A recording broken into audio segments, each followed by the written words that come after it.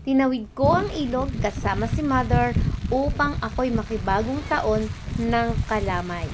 Ay, malapit na po ako sa bahay na aking pupuntahan. Hihingi ako ng kalamay.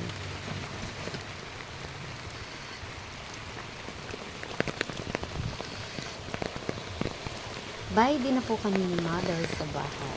We wish you a Merry Christmas. We wish you a Merry Christmas. We wish you. Thank you po, Mother. Thank you po. Ako'y papasok na. Ay, talagang ako'y papasok. Wala, mababa po itong bahay namin. Okay lang. Kumusta? Ayos lang po. Nagkuha na ito. Ay, nako, nakita ko na yung aking tukbaw.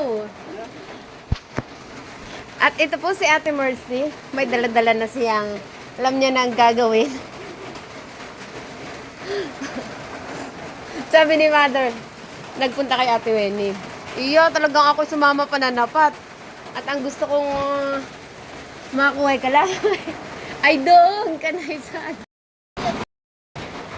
Ready na po at ako'y mangunguha na ng kalamay ni Hazel.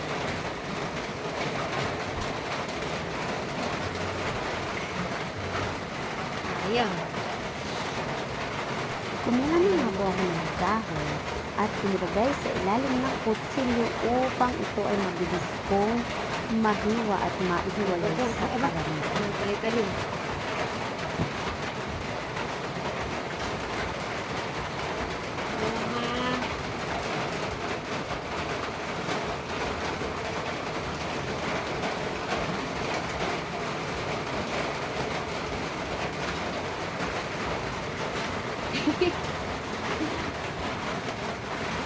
Sa wakas ay tumigil na rin ang ulan kaya ako ay umuwi na at habang ako'y naglalakad pa uwi, eto naman ang aking ginawa.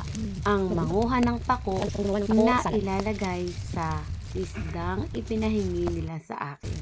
O, di ba bongga, libre na ang isda, libre pa ang pako. Saan ka pa? Kaya masarap ditong mga pitbahay. Nakarating na nga po ako sa pangpang ng ilog at kailangan kong muling tawirin ang tubig dito upang makarating ako sa kabila. At sa gayon ay makauwi na ako sa aming bahay. Kaya sinimulan ko ng magluto.